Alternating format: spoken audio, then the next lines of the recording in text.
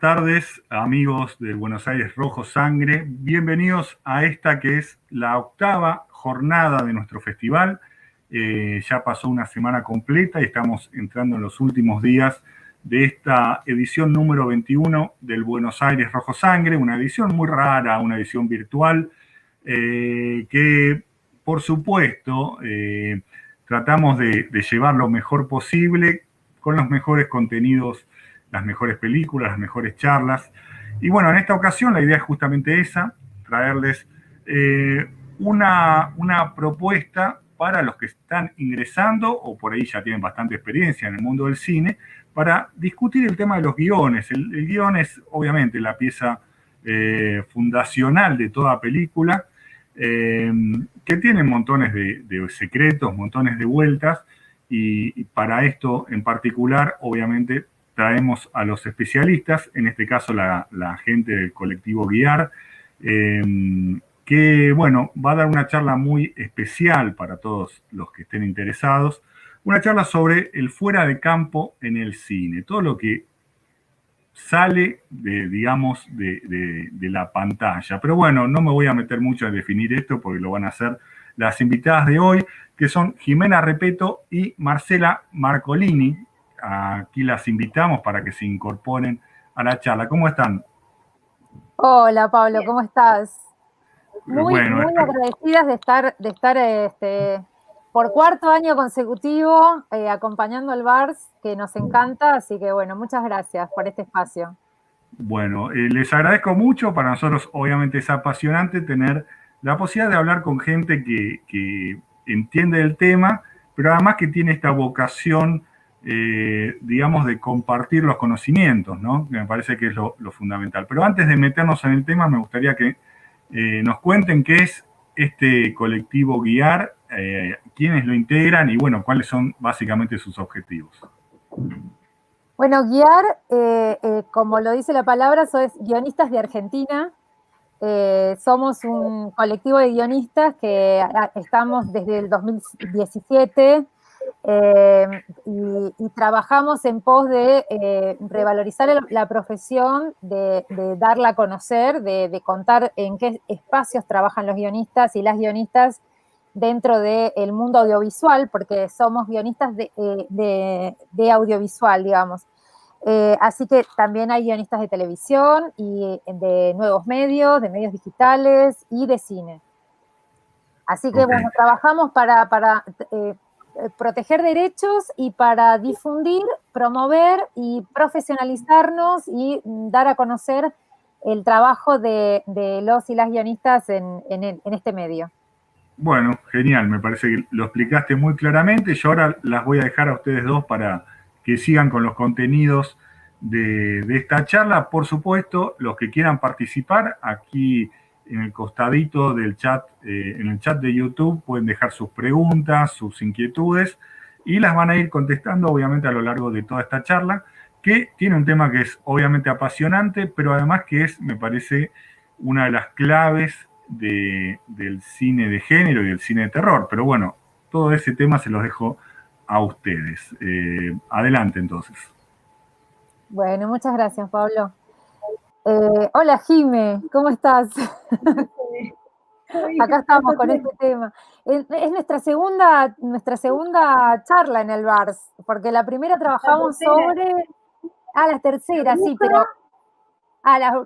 no, y los monstruos, también hablamos de los monstruos y brujas, y bueno, y esta. Sí. Bueno, y un poco como para meternos en tema, porque si bien vamos a estar, no vamos a poder este año hacer el workshop que nos encanta y trabajar con la gente y estar intercambiando opiniones en vivo, pero vamos a tratar de hacerlo lo más dinámico posible, así que invitamos a que si apenas empezamos ya nos quieren empezar a hacer preguntas, las vamos a ir contestando, no hay problemas.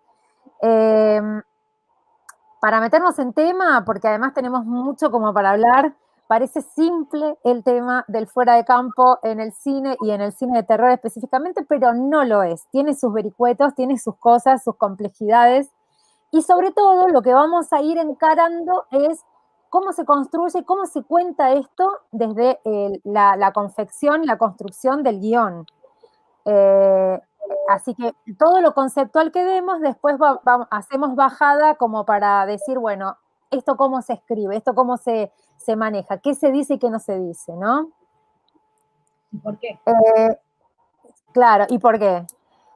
Y entonces, básicamente, y tiro así como la definición súper base, es, para hablar del fuera de campo, tenemos que marcar qué es el campo, digamos, ¿no? Entonces, ¿qué es el campo en el cine? Es eso eso que estamos viendo en ese momento, eso que está dentro del cuadro y construimos para que se vea, para que nos relate esa historia, confeccionamos ese campo, que es lo que vemos en ese momento, ¿no? Recorte de la cámara sería. Ese recorte, exactamente. Y lo que no está en ese recorte es lo que vamos a tratar de definir y lo que vamos a tirarles pautas como para construir. Ahora bien, ese campo, digamos, eso que se construye tiene un montón de lecturas, tiene cuestiones fundacionales, así que nos vamos a ir después para atrás.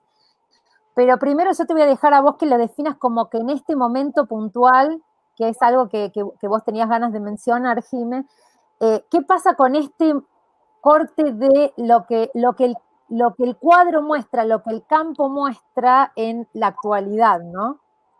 El campo y la pandemia.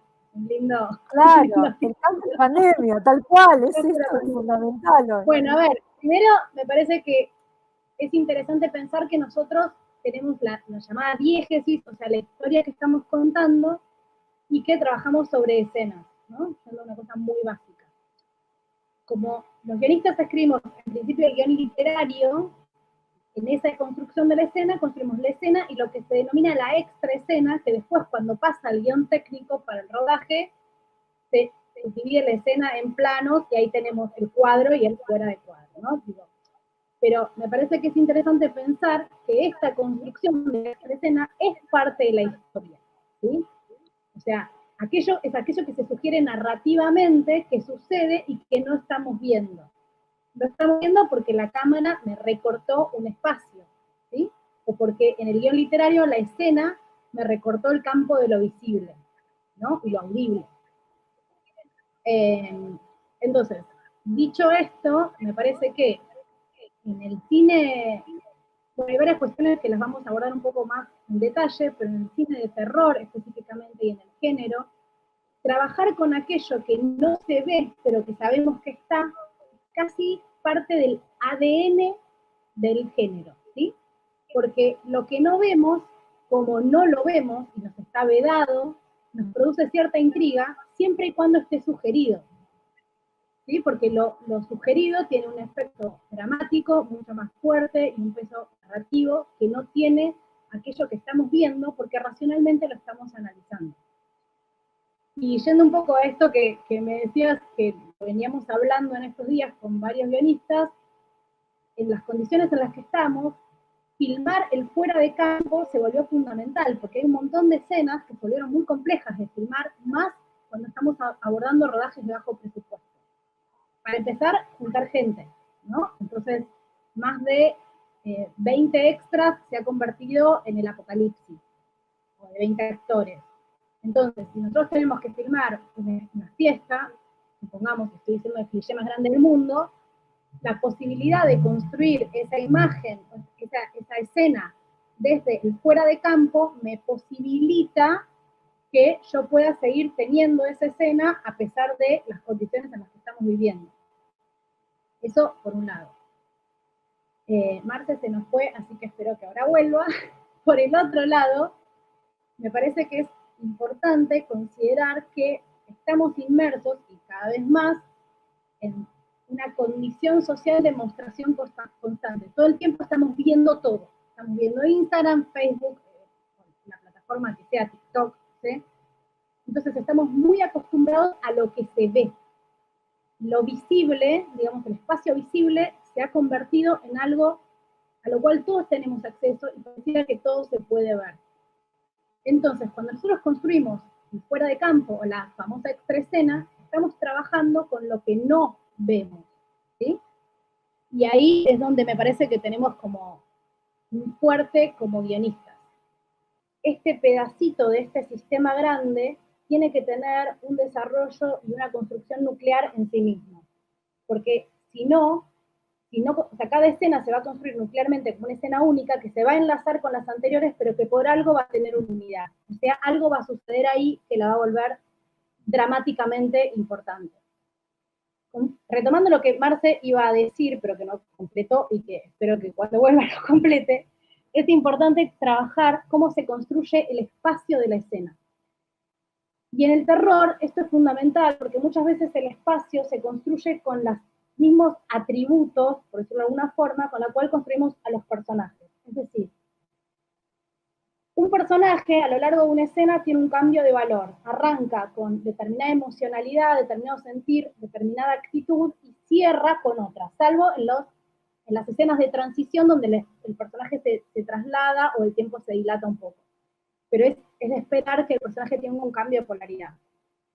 En la construcción del espacio, el espacio también puede tener un cambio de polaridad. El espacio puede arrancar de determinada forma y cuando la acción se desarrolla terminar de otra manera. Y esa construcción del espacio y esa variancia delata aquello que se sucedió en la escena. Esto es evidente, por ejemplo, en las escenas donde se sucede un crimen. Digo, estoy diciendo la obviedad más grande del mundo, pero me parece que así se entiende. La construcción del espacio es importante porque con muy pocos elementos y de una forma muy rápida, hola Marce, ahora te retomo, estoy hablando de cómo se construye el espacio para que ahora vos vuelvas a lo anterior, pero voy a cerrar un poco esto. Sí. Esta construcción del espacio tiene el peso de las capas de aquello que sucedió antes, ¿sí? Y anticipa aquello que va a suceder después. Es decir, todo elemento que entra en la construcción del espacio tiene que tener una función dramática. Nada entra porque sí. O sea, no hay que llenar la escena de cositas porque porque la descripción simplemente lo amerita y puedo llenar caracteres, sino que esos elementos que entran en la escena son fundamentales, porque queda lindo. Claro, son fundamentales para que dramáticamente la escena tenga sentido, porque uno debería, o aspirar, a que todo elemento que ingresa en el espacio va a tener una función, que por algo yo lo estoy mostrando. O sea, también podemos hablar del peso y del valor. Para mí gran error de eso es el uso exagerado, excesivo de efectos especiales, por ejemplo. Totalmente. Sin sentido. ¿No? O sea, los efectos especiales porque quiero y porque me gusta, y me parece que esto va a dar una sensación de no está sujeto a eso fuertemente que estoy contando, entonces si no está sostenido por algo, queda solo en el efecto y entonces no genera la misma emoción.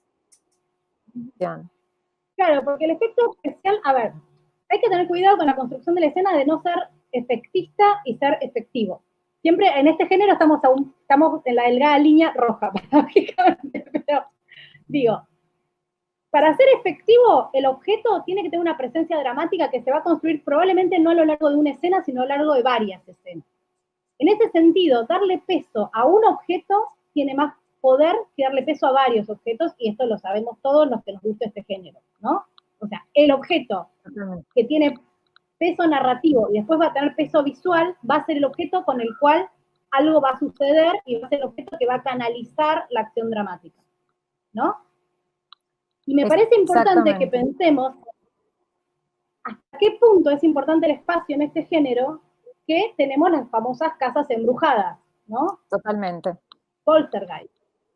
La casa embrujada es una casa que en su construcción funciona como un personaje. Tiene por más de que hablemos de que una entidad la toma, etcétera, etcétera, pero cuando la tenemos que trabajar, vamos a hacer que ese espacio tenga un desarrollo dramático a lo largo del guión para que se construya como un personaje de la historia, incluso como un antagonista, ¿no? Totalmente. Otro ejemplo que a mí me encanta es la escuela de baile de Suspiria, ¿no? Uno ve esa escuela, digo, no sé cómo se habrá escrito en el guión, pero puedo asumir por Darío Argento que eso estaba puesto de alguna forma ahí, y uno ya sabe que en ese espacio algo va a suceder. Y no es necesario contar qué es lo que va a suceder, ¿no? Porque ya en la construcción del espacio elegido se anticipa la potencia de eso a lo largo del sistema narrativo que yo estoy implementando. Totalmente. El tema de las casas embrujadas, digamos, es todo un tema hermoso para definir en cuanto a ese espacio, a la utilización de ese espacio como en el fuera de campo, y ese espacio como algo corpóreo, un elemento más, un personaje más. Trabajarlo de esa forma como decís vos, en tensión con lo que le va pasando al personaje o a los personajes. Hill House, por ejemplo, pensando en algo más actual, pero Hill House toma elementos de ese cine clásico, incluso de ese cine clásico en donde esas casas embrujadas, digamos, tienen esa entidad, la entidad casa embrujada, ¿no? No es solamente un elemento que pertenece a la casa, no es un niño detrás de un muro o un personaje que murió, sino la casa como tal, ¿no? Sí, de hecho, por algo, estos espacios tienen una tradición, y por eso existe la saga 2, 3, 5, 25, de este espacio posee a lo largo del tiempo y chupa, digamos, los mismos entes, ¿no? Como que no es uno solo, sino que hay como una recursividad. Sí, incluso, y en la nueva, en La Maldición de Bly Manor, que es del mismo director, directamente es eso, es la casa traga a esas personas que van a ir a ese lugar, digamos. Se va comiendo de a uno, pero caes en ese lugar y sos absorbido por la casa, de alguna forma, y la historia. La casa tiene una historia, la esconde detrás de las paredes, y la casa en sí, y van apareciendo en ese fuera de campo, es fundamental, porque no es que yo los estoy viendo todo el tiempo, tienen que entrar a mi realidad.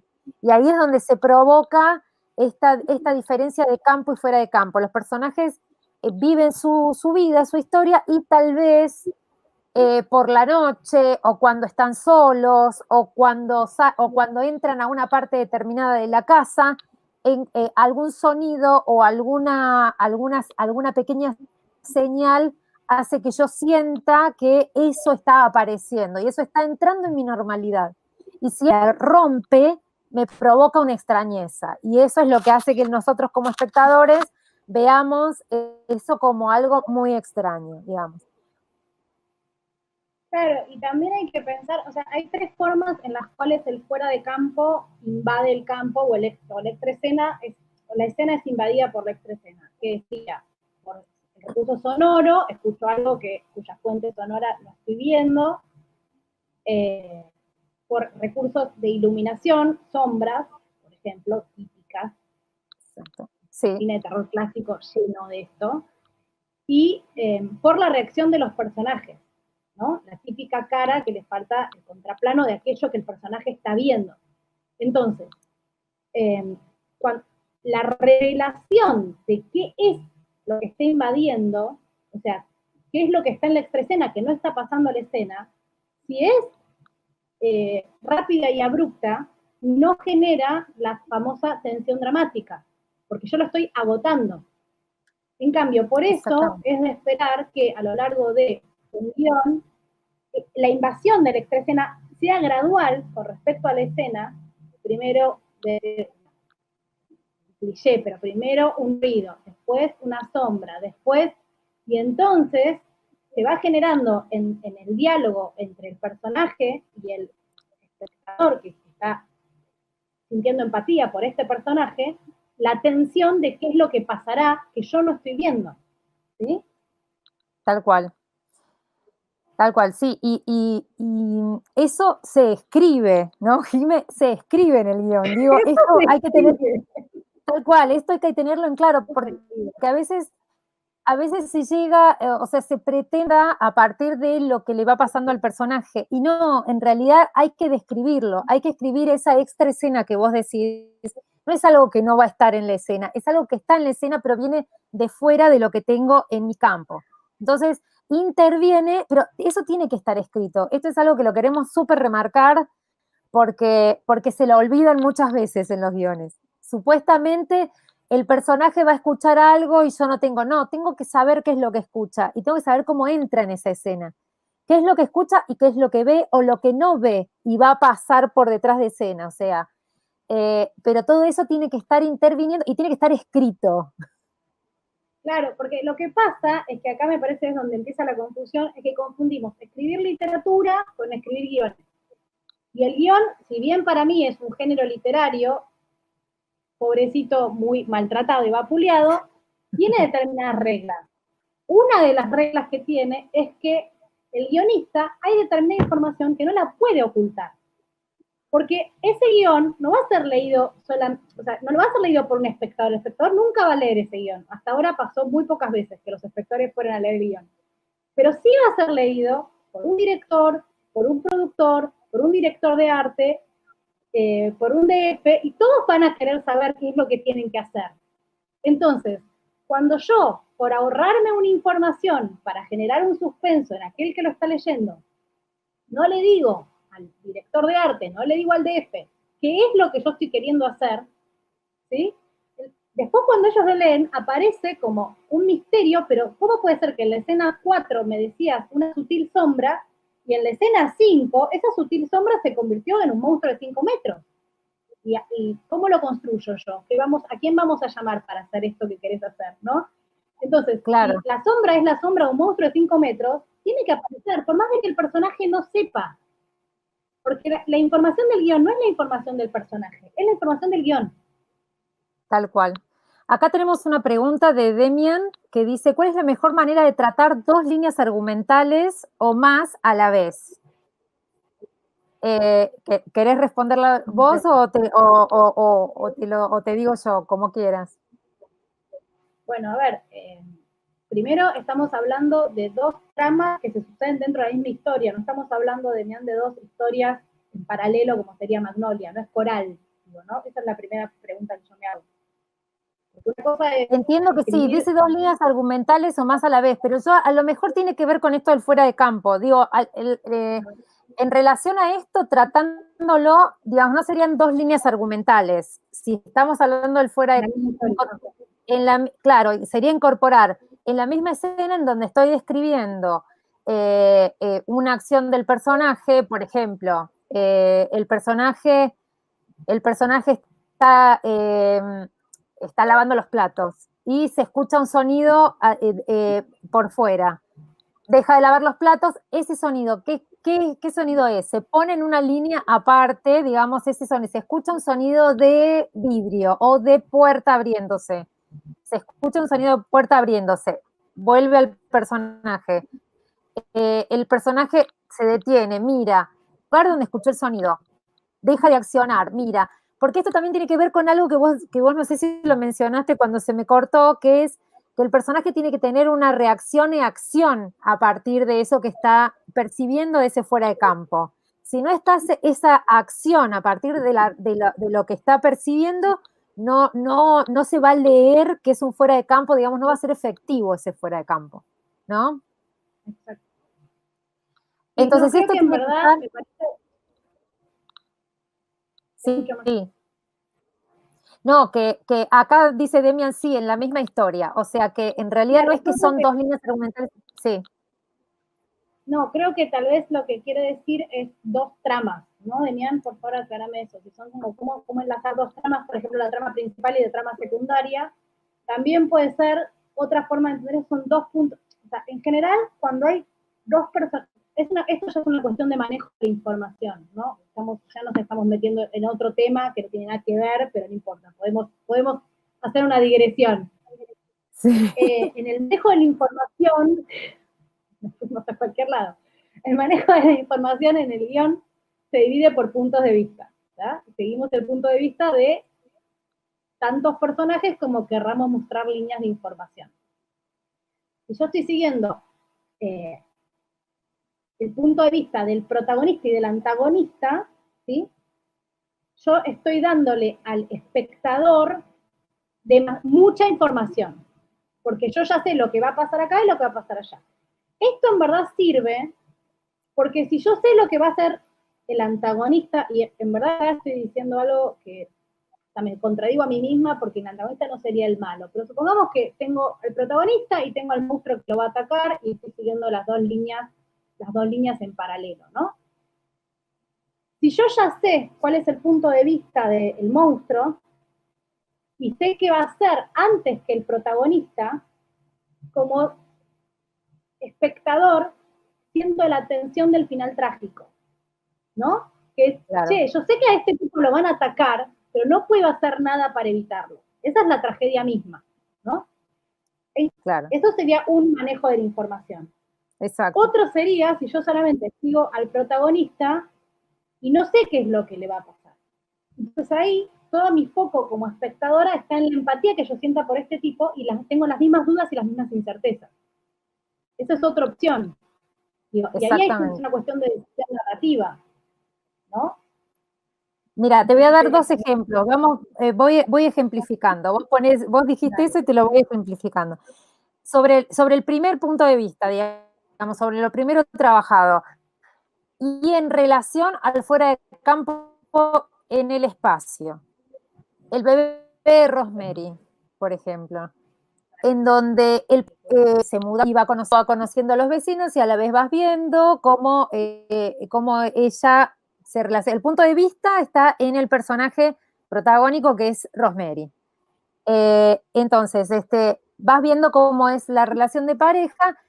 Poco a poco ese mundo se va extrañando de alguna manera cuando ella empieza a conocer la historia de quien vivió en esa casa y a escuchar sonidos del otro lado de las paredes. Y lo que ve es como perfecto y maravilloso. Ella ve una vecina divina, amorosa, etcétera, pero ella se va enterando, va recibiendo la información de que ahí vivía una chica que en realidad se murió, que le empiezan a pasar cosas como medio en espejo, y su mundo se va extrañando. Y eso que ella escucha, ese fuera de campo, esa idea de lo que está del otro lado de las paredes, se va modificando poco a poco. Hasta que al final, en realidad, ya se devela que del otro lado hay una secta que en realidad la quiere cooptar y ella está ahí por algo, hay un objetivo, ¿no? O sea, digamos, en realidad, ese es del punto de vista que se construye campo en el espacio. El segundo ejemplo, lo que no sabes, ¿qué le va a ver? Y trabajando el fuera de campo en sonido. Depredador, por ejemplo. Que vos sabés, Depredador. Depredador vos sabés que es un monstruo extraterrestre que no ves, o sea, que tiene la capacidad de aparecer cuando quiere y cuando no quiere es invisible a los ojos humanos, pero él te puede ver. Ahora, ¿cuándo lo detectás? Lo detectás cuando escuchás ese sonido que es tan característico del depredador y en el medio de la selva, porque ya lo viste matar, vos sabés que los va a destrozar a todos. Digamos que solo en el momento en que puedan detectar que ese sonido viene y está cerca y que sepan y que descubren que es invisible, puede hacerlo de alguna manera, utilizando alguna capacidad, pero en realidad ese monstruo te va a matar y ahí hay una tragedia. Ya sabes de antemano que te va a despedazar, digamos. Se llama así. Sí, es depredador. Me parece que es importante esto también para distinguir algo que no dijimos, pero que es importante, que es distinguir el trabajo de la extraescena del trabajo de la música extradiegética, que es otra cosa. Por ejemplo, Tiburón, eso es música extradiegética, es un leitmotiv que se instala. Exacto.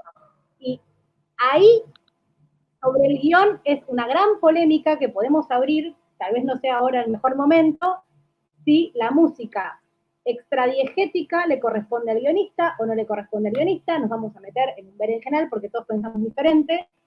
Mi opinión es que los guionistas ponemos la música extradiegética porque nos sirve para construir la escena tal cual lo pensamos, y después va a venir quien haga el sonido, la banda sonora o lo que fuera, y decidirán, ¿no? Sí. Pero yo soy de la idea de que si interviene y protagoniza la trama y va a funcionar como algo detonante, que va a hacer que el personaje sea modificado, tiene que estar puesto por el guionista. Soy de esa idea. Ahora después, Claro, la pero ahí forma, sería música ¿cómo es? diegética. Bueno, sí, Claro, pero pero digo, esta esa es la es música de de Tiburón, historia. sí, sí. Sí. ¿Ves? Pero vos qué Bueno, pondrías, leitmotiv Tiburón. pero yo Ahí es la polémica no más sé, vieja del mundo. Lo que pasa es que no te escucho, Marce, te me fuiste. ay, estoy, pero voy vengo, Ahí está. ¿no? Ahí. Sí, sí. Está un poco mejor, me frase el internet. Sí. Sí, No, no, te decía que para mí es importante en este sentido algo que no tiene nada que ver con la escena ni con nada de lo que estamos hablando, pero que es el trabajo que nosotros hacemos con quienes fueran a dirigir el guión en el que estamos trabajando. Porque a veces, y no es que nosotros lo fuéramos a dirigir, o sea, en general nosotros somos acá nosotras dos y el colectivo IAR somos guionistas y nos definimos como guionistas, pero cuando trabajamos con un director y trabajamos en conjunto, es importante tener esa charla muchas veces para que ya desde las secuencias narrativas todas estas cosas pueden aparecer porque nutren al guión, desde la paleta de colores hasta la puesta de luces, o sea, digo, el guionista no es solamente el que escribe las palabritas, el guionista es el que tiene que generar un imaginario de la película antes de que la película exista, ¿no? Como totalmente, totalmente. Sí, tal cual, coincido. Y bien. bueno, y esta construcción, hasta en lo problemático, como decís, la música, esta construcción puede estar dada, digamos, en conjunto. O sea, darse cuenta que tal vez en ese momento que intervenga una música extradiegética o que funcione, me encantaría, qué sé yo, puede, se puede dar en conjunto con director o directora y que entonces vos ya, en ese punto vos ya podés tener ciertos guiños con el director o la directora y escribir en el guión música que aparecerá música Tiburón, no sé, supongamos que descubrimos de nuevo hasta de tiburones. Tiburón siempre, tiburón. Pero sí, pero bueno, No, pero lo a que mí quería lo que quería decirte como un elemento más dentro de esto, del fuera de campo, es en relación a que en la historia, y esto tiene que ver con lo extraño de este momento pandémico, digamos, en la historia, en la misma historia del cine, incluso en el nacimiento del norteamericano, digamos, de terror, surge el elemento este de fuera de campo surge en principio como algo muy extraño. ¿Y esto por qué? Porque en realidad provocó en ese momento, que en 1927 es la entrada del sonido al cine.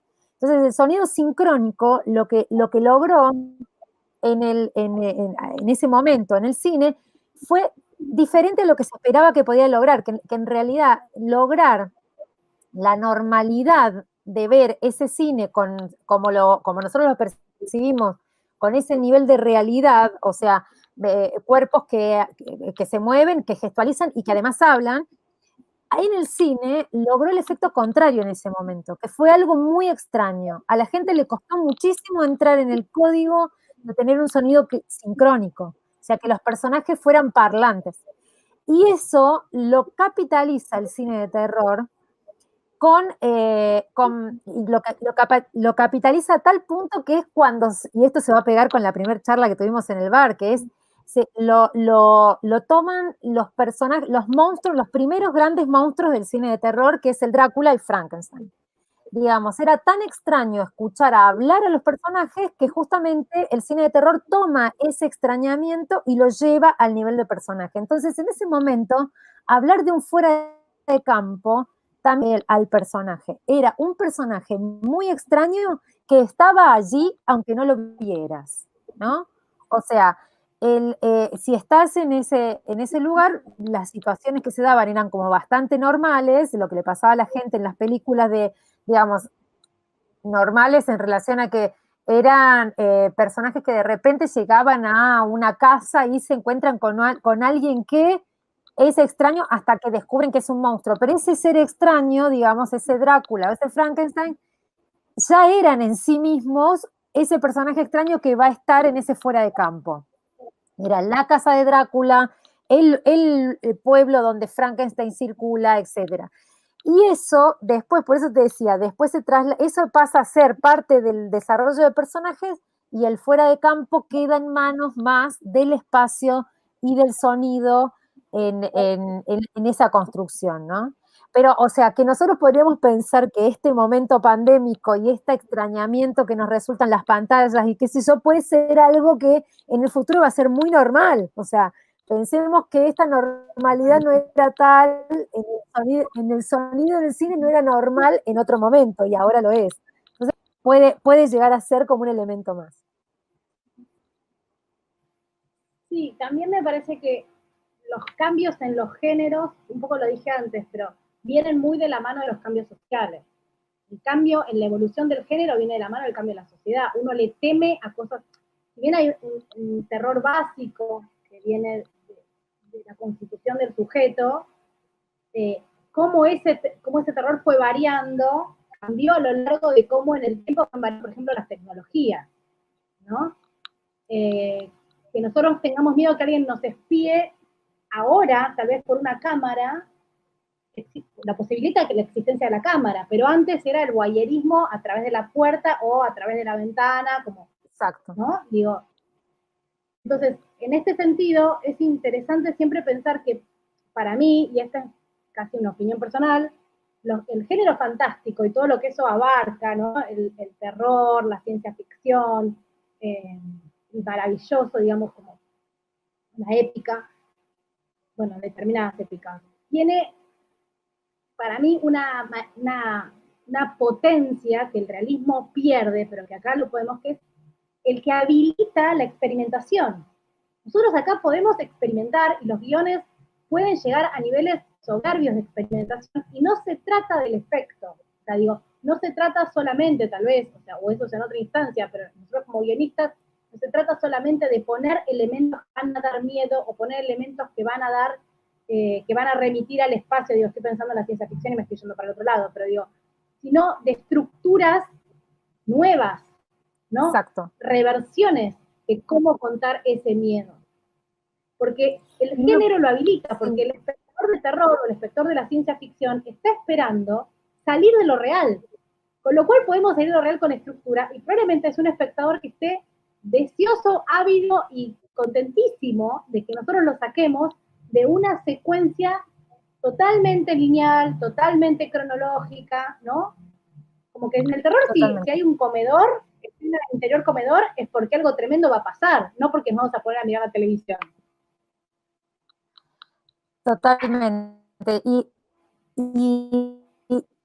utilizar esas, totalmente, y en esos inicios dieron cuenta a toda una cantidad de películas de terror novedosas, impresionantes y para ese momento muy terroríficas, digamos, hoy las podemos ver y no nos causa nada, pero porque este terror evoluciona. Pero dar cuenta de que además el terror toma esto a nivel narrativo, no solamente tecnológico, y eso es una gran diferenciación que hay que hacer con otros géneros también, porque en realidad el cine de terror evoluciona, critica a la sociedad, critica los moldes, los modelos, puede hacer un montón de cosas y además generar esa incomodidad a partir de cosas nuevas en lo narrativo, no solamente en lo tecnológico. Por eso hablar de este fuera de campo, porque en realidad es, tomemos estos eventos y veamos cómo lo contamos para que sea realmente novedoso. Una de las películas que me encanta mencionar en relación a esto es The Witch, ¿viste? La bruja. Porque Robert Eggers hace algo muy interesante con esto, además de construir ese fuera de campo, digamos, usando elementos conocidos como ese bosque y esa supuesta bruja que no vemos hasta que en algún momento vemos, después de que desaparece el bebé, digamos, recién vemos a un una parte de un cuerpo bañándose en sangre, pero hasta que eso no pasa, simplemente fue una sensación que está de ese lado. ¿Y cómo lo sostiene a nivel de narración de fuera de campo? Lo sostiene con sonidos, diegética, o sea, que está interviniendo a nivel emocional dentro de la escena, y miradas hacia ese espacio extraño, ese espacio que contiene algo que yo sé que es horrible, que es horroroso, pero está allá, por ahora está lejos, por ahora hay una distancia con eso. Y todo el tiempo en el texto de los personajes es la bruja del bosque, ¿no? Y es un elemento súper conocido, o sea, los cuentos de infantiles tienen bruja del bosque, pero sin embargo, claro, sin embargo nos sigue provocando ese terror y logra que ese bosque sea realmente tremendo. También hay muchos elementos artísticos, ¿no? A nivel estético que van a sumarle a eso y narrativos, o sea, estamos hablando de una familia que parece que estuviese recibiendo una maldición en un momento de hambruna terrible, en donde las cosechas cuestan y donde se ven hasta en el mínimo detalle, estar sentados lavando la ropa al lado de una lagunita, de un río, pero todos los pastos son secos, digamos. Es como extraño eso, ¿no? Es el extrañamiento de los elementos. Pero el fuera de campo es súper interesante porque es muy simple, con elementos muy simples y que intervienen en la narración. No es el efecto especial. Fíjate que incluso el momento en el que aparece en la última escena, cuando aparece realmente el diablo, que hasta ese momento no sabes cuál es, pero se advierte que puede ser esa cabra negra, digamos, que aparece o desaparece porque los nenitos, los hermanitos, los gemelos, que son como medio nefastos, ¿viste? Eh, que re molestos hasta para, ¿viste? Claro, vos estás en el personaje de ella, son re molestos esos nenitos todo el tiempo cantando y haciendo ruido.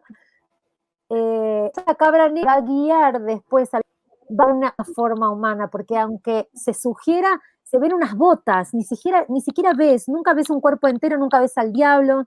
Esto es algo que a mí me encanta de utilizar simples, pero que te van a modificar la escena, que es lo que pasa con el bebé de Rosemary, que te decía recién, digamos, vos nunca ves al diablo, pero el diablo está, digamos, ese demonio está, esa secta está, aunque la ves una sola vez en acción, digamos, o sea, estos elementos simples que van a funcionar dentro de la trama, ¿no? Claro, lo que pasa es que nosotros, en la construcción dramática del guión, digo, como para ir a una cuestión muy básica, siempre tener un elemento, saturarlo, explotarlo en todas sus potencialidades, es más fuerte que tener un montón de elementos juntos. Por ejemplo, los superhéroes son un muy buen ejemplo. O sea, volar es un atributo que no es ser invisible, que no es manejarte por abajo, que no es correr a toda velocidad, que no es nadar nadar en el océano, qué sé yo, es volar. Digo, entonces, este atributo explotado tiene una potencia dramática mucho más fuerte que la sumatoria de un montón de atributos que tal vez pierden identidad. Entonces, cuando nosotros estamos mostrando al monstruo, digamos, o sugiriendo su presencia o lo que fuera, nosotros sabemos como guionistas cómo, y eso me parece que es fundamental, y hemos leído tantos guiones, Marcela, sobre esto, que creo que es como un básico. Nosotros como guionistas tenemos que saber cómo es ese monstruo. Yo tengo que saber si tiene patas de cabra, tengo que saber cuánto mide, tengo que saber cómo es su conceptura física, tengo que saber sus poderes, tengo que saber sus dientes. Si yo el monstruo lo voy a construir recién en la preproducción, me perdí de usar ese monstruo a lo largo del guión y sugerir sus detalles. Si yo sé cómo es la dentadura del monstruo, puedo saber cómo mordió en la escena 2, aunque lo muestre en la escena 54. Si yo recién voy a descubrir el monstruo, cuando el guión ya está escrito, tengo que reescribir todo el guión a partir de esos elementos. Si yo no sé cómo es la pisada del monstruo, yo voy a decir pisada, pero no es lo mismo decir pisadas de cabra, pisadas de un metro, de medio metro de largo, o sea, porque es importante que esta construcción imaginaria no la resolvamos cuando vamos al rodaje, que la resolvamos en el, o sea, para eso se escribe el guión. Claro, ¿no? totalmente. Porque si no es como que venimos a resolver determinadas cosas que en verdad son fundamentales. Por ejemplo, otra situación que hemos visto mucho es cómo se va a trabajar la sangre. Digo, el slasher ha hecho hay mil millones de formas de hacerlo. Digo, un pero como eso se espectáculo va a de la trabajar, sangre. claro, el slasher, sí.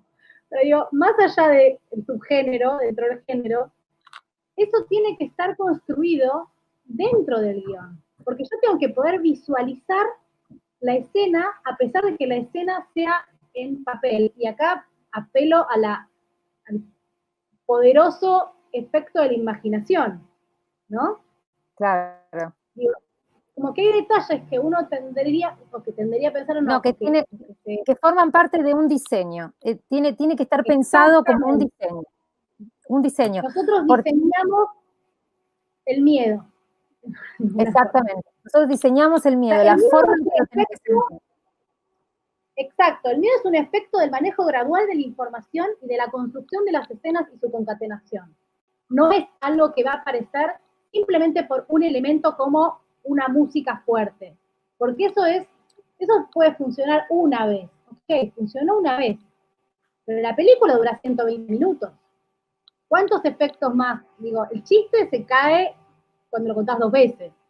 No, básicamente, además, porque el cine en su totalidad, no solamente el género de terror, pero el cine hoy, digamos, hoy los espectadores tienen una competencia mucho más fuerte, más avesada en relación a todo lo que se ve, porque ven mucho, ven cine en la televisión, ven cine en las plataformas, ven en la computadora, en el celular, la gente tiene mucha más competencia. Entonces, los elementos que usás para generar eso, digamos, hoy ya no forman parte, digamos, no es cualquier elemento usado de cualquier forma, porque hoy no va a generar sorpresa puesto así nomás, digamos, tiene que estar diseñado para que de determinada forma yo lo construya, te genere emociones, y sobre todo que te dé miedo, digamos, si no queda como en una paleta de algo de un efecto, como un efecto queda en esa paleta más chata. Para que eso tenga esa profundidad, digamos, por ejemplo, el ejemplo de la bruja a mí me parece fantástico por eso, pues estás tomando elementos de un cine clásico, si se quiere, además es, digamos, es de época, estás hablando de una familia en el 1600, o sea, hemos visto un montón de películas, sabes que existe esa época había brujas, sabés que se las perseguía, sabés que a las familias, el temor social que había en relación a eso, todo eso lo conoces y lo has visto mucho. Pero ¿de qué forma yo construyo una historia que igualmente te dé miedo, que te genere incomodidad? Un poco hablábamos de esto en relación también a David Lynch antes de entrar a la charla, ¿viste? Cómo tomar elementos que son como conocidos también y hacer que algo forme parte de un mundo extraño. Y hablábamos de Mulholland Drive y esa salida del restaurante que es buenísima. Digamos, sí, bueno, No, digo, estas aparte, formas de... Sí, no, decime lo que vos. tiene esa escena, que para mí es como icónica, la escena de Mulholland Drive, que ellos salen de este dinner, de este restaurancito, salen, uno de los personajes le dice al otro, ayer tuve una pesadilla y que salíamos y caminan, ven por un segundo aparecer a un monstruo que se vuelve a esconder, ¿no? Es una escena que transcurre a la luz del día, eso me parece fascinante, gracias David por esa escena a la luz del día. Hay un monstruo, se ve el monstruo, pero aparece un segundo. Entonces, el espectador tiene que con su imaginación reconstruir aquello que lo vio durante un segundo, ¿no? Exactamente.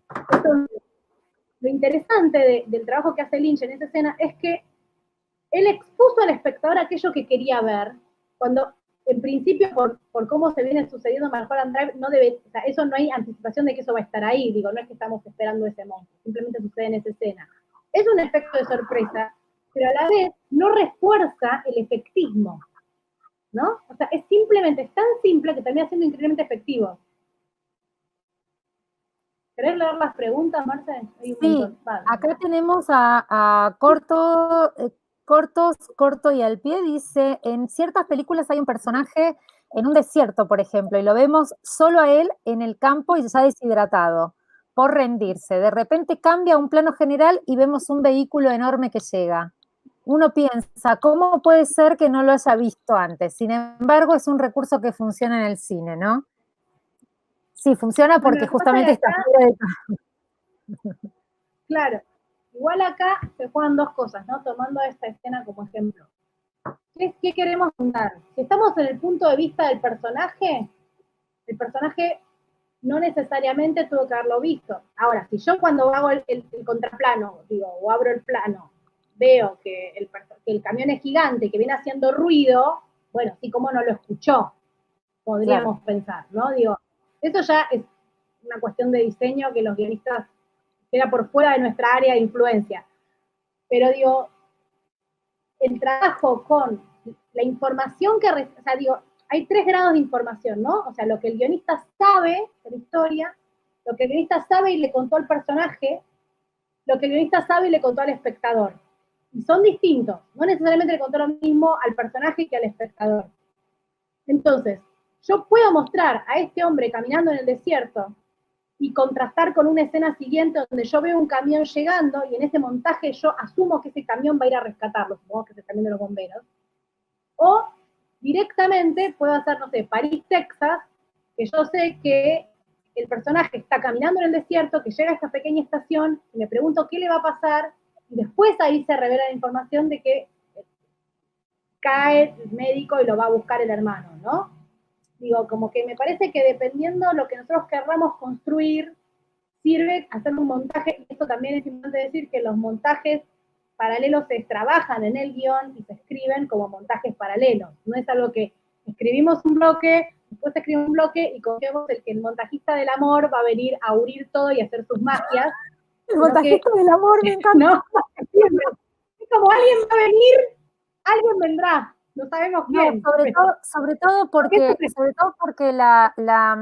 digamos, las 3 grandes etapas del cine parecen simples cuando uno las piensa desde el escritorio, pero en realidad son etapas muy inconexas si no se logra conectar esto. Y justamente el elemento guión es estar todas estas etapas, porque son, ya sabemos, la realización y la edición de esa película. Entonces, ese montaje, digamos, está desconectada por ahí de la realización, pero la manera de conectar y de armar y de rearmar tal vez una película es a través de la historia. Por eso es tan importante que desde el guión podamos pensar y elaborar estos elementos. Y esto que estás diciendo, digamos, esta escena que plantea, igual para mí acá entra en juego un elemento que no lo mencionamos, pero que de acuerdo en el fuera de campo, ¿cómo diseñas ese fuera de campo? Funciona en el campo y es el verosímil. Digamos, más allá de que no lo estás viendo, si entra en el verosímil, ese camión va a entrar y va a funcionar, digamos, pienso en Mad Max, por ejemplo, que funciona siempre, que no siempre estoy viendo que hay un camión en la ruta que se está acercando, de repente me puede sorprender un camión, una moto, y vos decís, ¿cómo no lo escucho? Pero en ese momento, si estaba haciendo otra cosa, esa moto lo sorprendió, o ese camión lo sorprendió, y no es amistoso, digamos, en ese caso es el enemigo muchas veces el que viene, ¿no? En ese caso, me parece que fue muy bien el verosímil, construido desde el inicio, ¿no?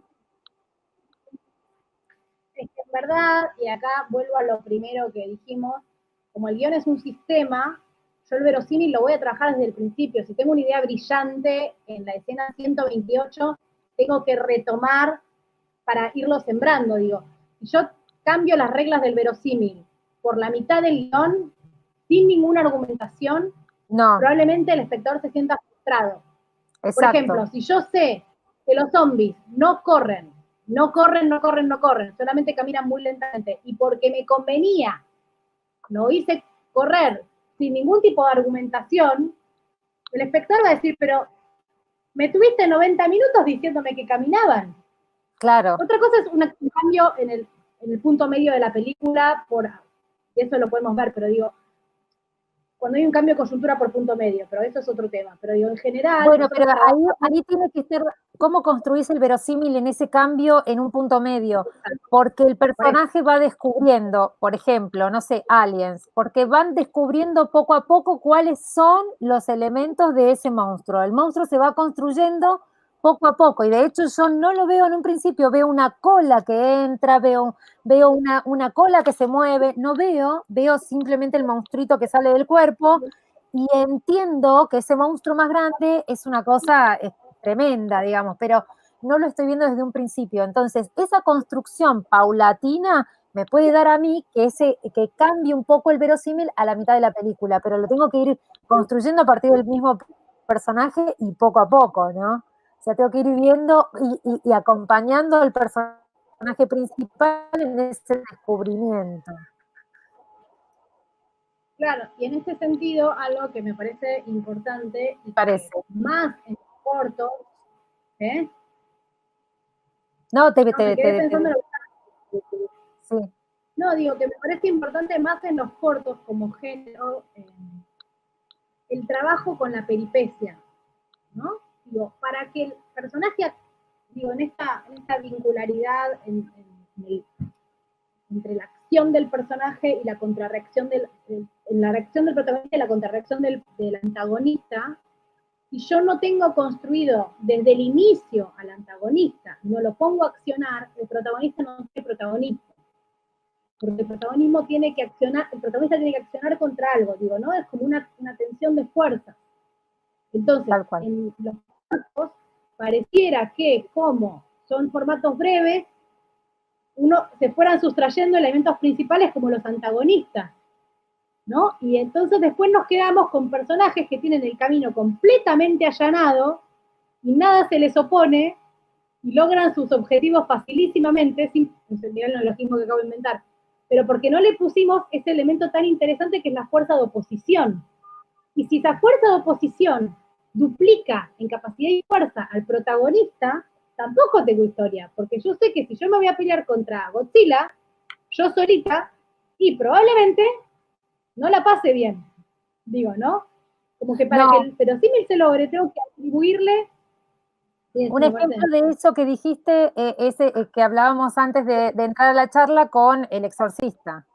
Es una definición de David y Goliat, digamos, ¿no? O sea, yo sé que para salvar a esa nena me voy a tener que enfrentar con ese gigante, digamos. Y por ahí muero en el camino, pero lo vale, porque necesito salvarle la vida a una nena indefensa que no tiene la culpa de nada, digamos. Entonces es saber, y ya sabemos el daño que puede hacer, porque lo vemos en esa nena, ¿no? O sea, y la rivalidad con la iglesia, y la rivalidad con la realidad, con la normalidad. Entonces, y que tiene mucho poder, y es muy, bueno, ya conocemos eso, esa es la construcción del verosímil.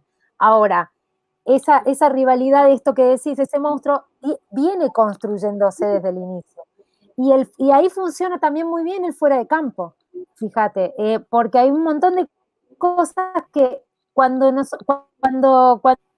el personaje del padre llega a la casa, no ve nada. Vos fíjate que ve una casa, ve una madre muy dolida, ve digamos, para el personaje en ese momento enfrentar. Y escucha una voz extraña, nosotros un poco sabemos, en realidad a él le va a funcionar como un personaje, y a él lo molesta que ese personaje, algo va a pasar, algo va a salir de él, o en esa lucha, en ese enfrentamiento, va a aparecer. Eso genera. Acá tenemos, espera, otra pregunta acá que dice, en el final de Los Puentes de Madison hay un plano cerrado de la manija de la camioneta y toda la tensión de la trama en ese plano. ¿Ese sería un fuera de campo? A ver. acuerdo del plano de la camioneta. No, bueno, el de la manija en la camioneta, en realidad eso no es un fuera de campo. Eso es un elemento que tensiona la trama, pero porque vos sabés que ese personaje está a un segundo de definir si se baja de la camioneta y se va con ese hombre o si se queda en la camioneta y su vida continúa, digamos. Entonces, en realidad es un elemento de tensión, no es un fuera de campo. Un fuera de campo sería si ella escuchase una música en ese momento, escuchando esa música, quiere bajarse de la camioneta y seguirla, por ejemplo. Sería una construcción por fuera, pero si yo lo estoy viendo, Perdón, y es una... No, Marce, perdón que te interrumpí, es que además el delay de internet se me complica, pero digo, escuchar a una música cuya fuente sonora está en la escena siguiente, o si ya estamos hablando de planos, cuya fuente sonora no está en campo, digamos, ¿no? No está en cuadro. Campo, está, exactamente. No está en el campo, está por fuera.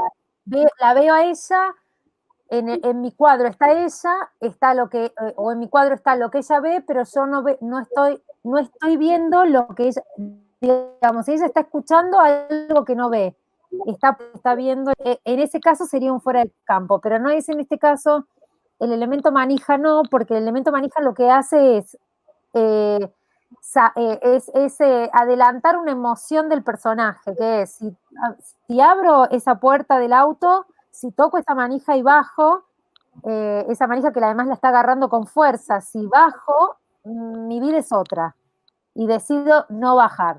Entonces, en ese momento está pasando emocionalmente al personaje, y eso se condice con lo que escucho y con lo que veo, no es un fuera de campo. Sí, y es lo que me parece importante como aclarar, que no dijimos, que es a la hora de escribir la escena, nosotros como guionistas no escribimos planos, ¿no? Escribimos lo que sucede en una unidad de tiempo y espacio, ¿no? Eso es como, escena es unidad de tiempo y espacio. Cambia el espacio, cambia el tiempo, bueno, o sea, así. Nosotros vamos describiendo aquello que sucede en la escena a medida que vamos imaginando que eso se va viendo, ¿no? Digo, lo voy a decir de nuevo porque parece complicado. Nosotros no escribimos, en general, es esperar, escena 1, interior, comedor, noche. En la casa de Jimena hay una biblioteca, un perro duerme en el sillón. Si yo esperaría que la escena inicial sea solamente de mi cara mirando por la orilla de la puerta. Yo escribiría, escena 1, interior, comedor de Jimena, noche. El ojo de Jimena mira por la orilla de la puerta. Un perro que duerme en el sillón observa a su dueña mirar. ¿Se entiende? Entonces, lo primero que yo describo es aquello que yo supongo que va a ser lo primero que se va a ver, la primera información que yo quiero mostrar, y después iría abriendo la imagen a todo lo que iría viendo. ¿No? Entonces, el manejo gradual de la información dentro de la escena también es importante para que el guión cobre textura dramática. Si yo pongo, Jimena mira por una mirilla mientras el perro la observa mirar, ya está, lo que estoy describiendo es un plano general. En cambio, si yo empiezo a hacer foco en la mirilla y después voy abriendo un perro, entonces en esa apertura, en verdad eso después pasa a los planos, y si quiere el director, la directora, o si no quiere, digo, depende, ya ahí eso queda por fuera de nuestra área de influencia, pero digo, la forma en la que nosotros describimos aquello que va apareciendo en la escena también nos posibilita generar tensión, texturas dramáticas y una poética propia, digamos, del guión, ¿no? Porque es como lo vamos escribiendo y cómo nos volvemos singulares. Bueno, clásico del giallo italiano, digamos, esta persecución del asesino, o digamos, que después se trasladó al cine de terror norteamericano de los 70, con los asesinos y visión de los stalkers, digamos. Es esta cosa de la clásica escena de camino por la calle y escucho que alguien me sigue. Digo, porque esta es la gran definición del fuera de campo para que nos estés escuchando. Camino por la calle de noche. escucho que alguien me sigue, pero me doy vuelta, la cámara por ende mira lo que yo estoy mirando, me doy vuelta, no hay nadie. Sigo caminando, vuelvo a escuchar pasos. Vuelvo a mirar, no hay nadie. Sigo caminando y ahí el ataque, digamos, ¿no? A la tercera o a la cuarta vez, digamos. O no el ataque, pero algo puedo ver en ese momento. Pero esa persecución, ese seguimiento, ese fuera de campo construido que me da temor, porque no hay nadie en la calle, es de noche, o sea, hay elementos de vulnerabilidad hacia el personaje, ¿no? Que generan cierto peligro, alarma, atención, peligro. Está sola, está en la calle, es de noche, va caminando, se escuchan pasos. ¿Quién viene? ¿No? El título de nuestra charla de hoy, ¿quién anda ahí? Digamos, ¿quién viene? Miro, no hay nadie. Ahora, ¿cómo lo cuento? En un guión. Cuento exactamente, el personaje gira, o sea, Jimena va caminando por la calle y escucha pasos en el silencio de la noche. Y gira, mira, no hay nadie. Sigue caminando, sigue ensimismada, vuelve a escuchar esos pasos. Gira nuevamente, no hay nadie. Digo, todo eso tiene que estar descrito de esta manera. El giallo italiano lo que tenía era que tomaba, por supuesto, mucho más enfocado en la vulnerabilidad de los personajes femeninos. Eso después con el tiempo se fue modificando. Pero y también esto tiene que ver con la charla que dimos en el Barça el año pasado, que hablamos de los personajes femeninos y cómo el cine de terror también fue dándole chances a esas mujeres que después las hace heroínas también, por ejemplo, en Aliens. Digamos, quien termina derrotando al monstruo de alguna manera o quien termina enfrentándose al monstruo es una mujer. Pero digamos, el giallo lo que va a hacer es construir ese personaje, esos personajes de asesinos, que los hay muchos, digamos, que viene como Argento a darle como una especie de vuelo creativo y un vuelo un poco más como lírico, si se quiere, por todo lo que interviene artístico dentro de la película, dentro de esas muertes y esos asesinatos, ¿no? Cómo interviene, no sé, sino era real construcción que está afuera, que no tiene forma de monstruo, sino tiene forma humana, en sociedades que están cada vez más complejizadas, en espacios en donde la vulnerabilidad de los personajes está más definida, y entonces, no sé, se me ocurre en este momento la gran película que daría como inicio a ese subgénero que es el giallo, que es 6 mujeres para un asesino, de Mario Bava, del año 64, que viene, en donde el asesino mata una a una a todas las modelos que están participando de un desfile de modas, ¿no? Entonces, vos sabés que cuando mata a una va a ir matando a otra, aparte desde el título ya te lo adelanta. O sea, el título te dice que te arruinó la atención. Sí, pero así todo, mirá lo que es construir bien un verosímil, porque así todo, esa tensión se va a ir provocando, y a pesar de que vos sabés que hay un asesino y hay 6 mujeres que van a ser las víctimas, vos vas viendo con mucha tensión lo que va pasando en la muerte una a una, ¿no? Y cada vez se va complejizando esa muerte. Generalmente hay alguien que no es muy interesante, porque en el giallo los que resuelven y los que encuentran al asesino suelen no ser policías. Los policías son medios tontos, o sea, quienes investigan son medios tontos. Hay una ruptura del género, sino que resuelven los dueños de la casa o el periodista, resuelven otros. Pero van conociendo ese asesino a partir de la complejidad una a una de esas muertes, ¿no? O sea, el verosímil se construye igual, a pesar que te lo adelanté en el título. Total. Acá la Fabio dice que en la aldea, construye fuera de campo, la aldea peliculón de fuera de campo. súper desvalorizada la película, súper, le dieron con un caño mal, y a mí me encanta como, y es una gran definición de ese fuera de campo, tal cual. Hay que aprender a ignorar a la gente que le da con un caño a las cosas, básicamente. Porque además hay algo donde la crítica es siempre subjetiva desde ya, pero a la vez no mira igual una película la persona a la que le gusta el género que la que no. Digo, ¿no? Uno empieza dentro de todos los géneros pasa, no solamente el terror, pero uno empieza a valorar otras cosas o encontrar otras cosas. Exactamente. Sí, nosotros en la aldea, y te voy a decir otra película también de Night Shyamalan, que es la de los extraterrestres, ay, no me sale el nombre ahora.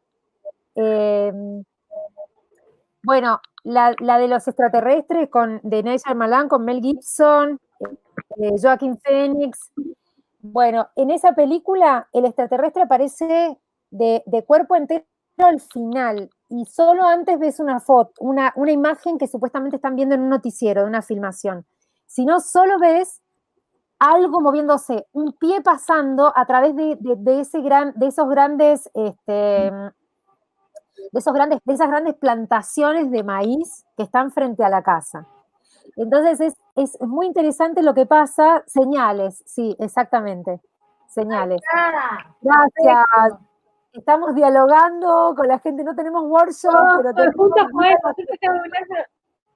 sí, pero tenemos diálogo con película que fue muy maltratada, gran película. Muy gran película para mí de construcción de una situación enrarecida, ¿no? O sea, además es una situación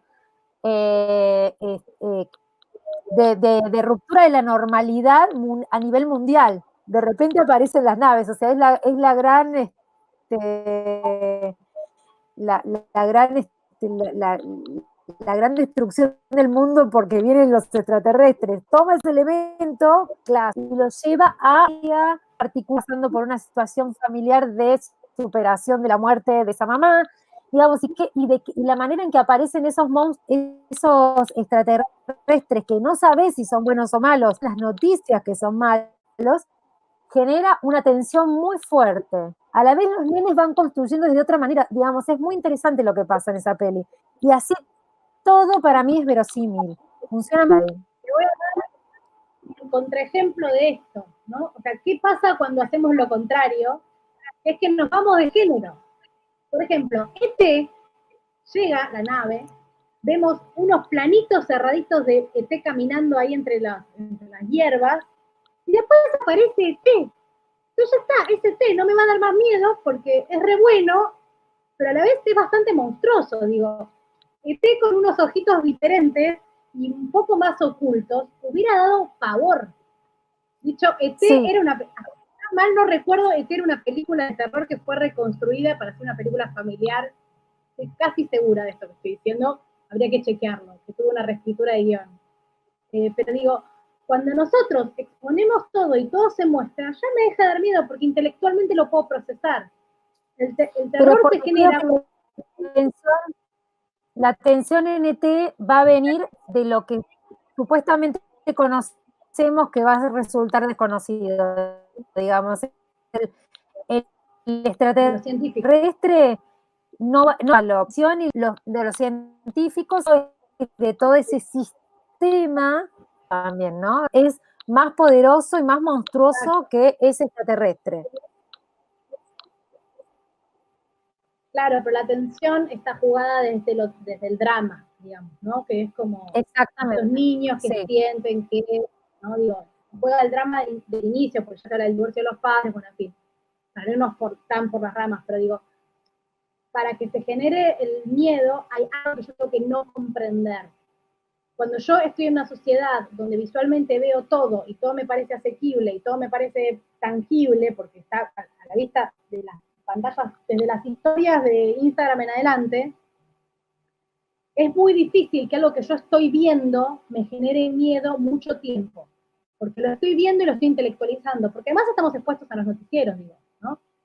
Incluso yo creo que ahora, después de esta situación tan singular que nos ha tocado históricamente vivir, el miedo se trasladó a lo invisible, ¿no? Porque en la pandemia el miedo está en salir y en el contacto con los otros. O sea, mirá cómo va a cambiar esto en unos años cuando se reescriba. El contacto con los otros es el peligro mismo. Absolutamente. Y el ente transmisor es invisible.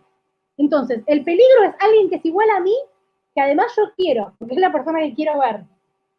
Y el ente transmisor es invisible. Esa singularidad no estuvo escrita antes. Y probablemente redestina todas las historias que se vayan a ir contando a partir de ahora. Totalmente. Por eso digo que esta normalidad que nosotros tenemos hoy y este extrañamiento que nos está pasando, digamos, esto va a ser la normalidad del futuro, cuando en su momento pasó lo que pasó con el sonido, ¿no? Que dio esta sensación de extrañeza tan fuerte en comparación del sonido. Y que eso capitaliza mucho el cine de terror, digamos. Estos movimientos tecnológicos, movimientos narrativos y situaciones sociales se trasladan al cine de terror y fantástico muy rápida, sin necesidad de contar el drama, digamos. Más vale que el drama que sufre una persona porque se tuvo que quedar encerrada por la pandemia va a ser directamente la historia sobre eso, pero sin entrar en ese rubro, lo voy a contar a través de otras historias y esa extrañeza se va a permear en tensión y en lo que le pasa a los personajes en el cine de terror.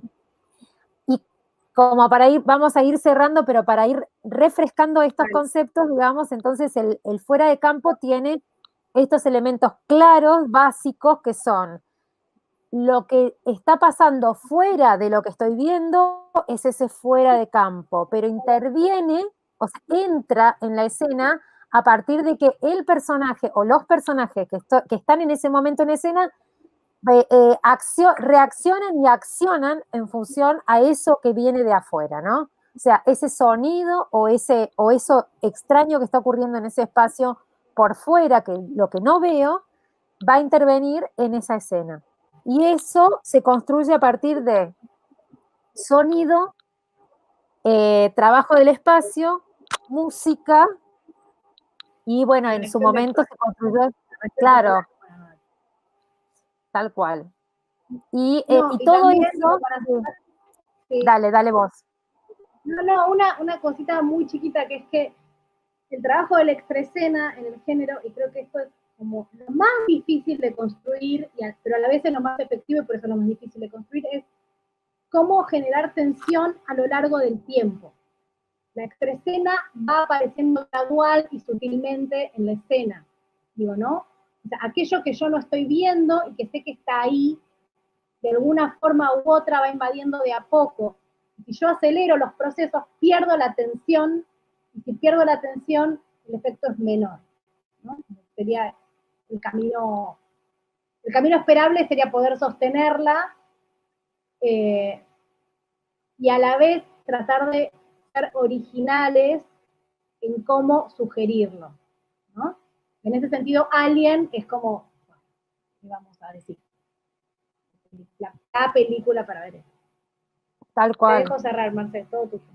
No, bueno, y un poco esperar, digamos, que haber podido refrescar ciertos conceptos que a veces no lo tenemos tan en claro en las películas, porque lo vemos, pues estamos viendo, nos envuelve la trama y lo vemos, pero esto y digamos, esperamos haber podido ayudar a quienes están ahí con una historia dando vueltas o con ganas de contar algo, sobre todo a los realizadores de cortos, que a mí me parece que son los grandes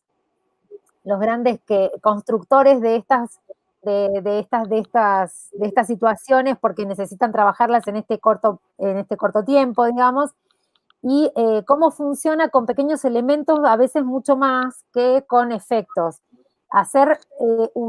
Pensar muy bien y diseñar muy bien estos recursos como para darle valor a esa construcción narrativa que tanto bien le hace al género, digamos, que funciona muy bien y que a pesar del tiempo, con elementos que ya conocemos mucho, sigue funcionando. Entonces, que como revalorizar un poco eso, aplicarlo con las nuevas tecnologías, porque todo esto es aplicable de esta manera, y bueno, seguir haciendo un muy buen cine de terror nacional e internacional. Y que podamos exportar nuestro cine de terror, que es muy bueno.